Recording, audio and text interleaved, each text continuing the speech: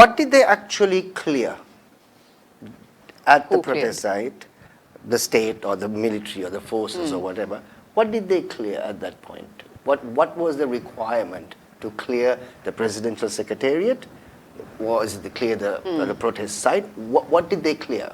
So they claim that they wanted to take the presidential secretariat, but this is why it's very important to understand the protesters said we are going to clear the presidential secretariat the next day.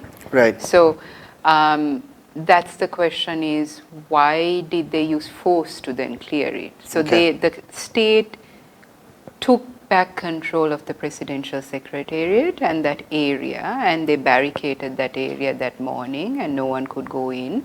So they were able to claim that area. But it goes back to the question is, why did they do it when people were saying we will give that area back, we will give the presidential secretariat back?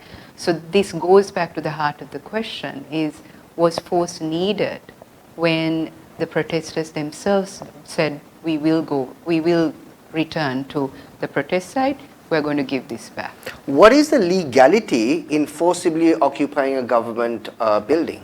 So I think you had this question last week as well. Yeah. So there is a question in terms of public property. I mean, if there is... So why wait for protesters to give you a time frame when you are sitting in somebody else's property? So as the state, they want their property back. They could do it whenever they want or however they want. No, so they can take public property. I mean, yes, there is a law. Right. But the question again is how you take it back, whether excessive force is needed to Wasn't take it it back. forcibly taken? Forcibly taken, but was there violence used in terms of really, did the protesters attack anyone when they took it over on the 9th of July? Questionable. Questionable. Everything is questionable. Question. And at It least wasn't. They didn't walk in. They It wasn't- walked in. I mean, it wasn't open to them. There was a struggle. yes, There was some sort of violence. there was a protest. I was there on the 9th of July, Right. and I have to say, even I was surprised that they breached. Right. They breached the presidential secretariat. They breached the official residence of Right. the president. But if you looked at the images, I mean, there are reports coming that there was theft, all of that. This needs to be investigated. Yeah. All of this needs to be investigated. But people went in and peacefully occupied. We saw images of people working out, having meals. I mean, I didn't see violence. Right. But then let the state prove if there was violence, let them prove it. That doesn't still justify the state using violence. The state is supposed to protect citizens' rights, not just go and undermine and use force and attack citizens. So, the state has the primary duty to uphold and protect and promote human rights. So the state, basically what I'm trying to tell you is state has requested the government property to be given back many times, but supposedly, right, it has fallen on deaf ears. So why would the state want protesters to tell them this is the time we are going, when the state can say you're sitting in our property, we want it when we want it? Well, let me be very clear. When you say state property, one of the things we need to be very clear is this is public property. Okay. Yeah, this is not one individual's property. Right. This is state property. It's held, it's for the use of the public, so it could be for official work, all of that. Now, that doesn't mean anyone can just go and occupy Right.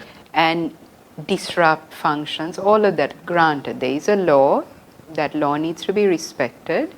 If the law is wrong, we need to then try to change the law. Right. You don't use violence as a means to try to change things. Right. I agree with that. But I come back to this question of, say the state was trying to say, please leave, we want to take this back, we need to get back to work, this is a public property, this is the presidential secretariat, and it fell on deaf ears. Is it still justified to just use force the way they use force, to use the military?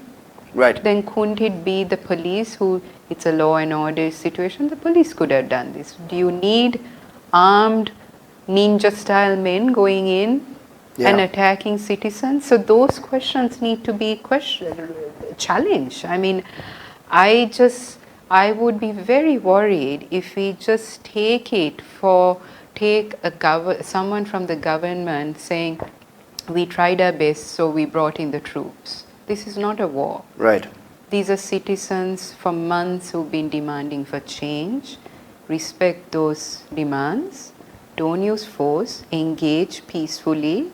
Fine. If it's difficult to get through to them, use other peaceful means. Don't use force just because it's available. And this is this mindset of Sri Lanka, that we feel violence is the way to go forward. Using security laws is the way to go forward. That needs to be changed.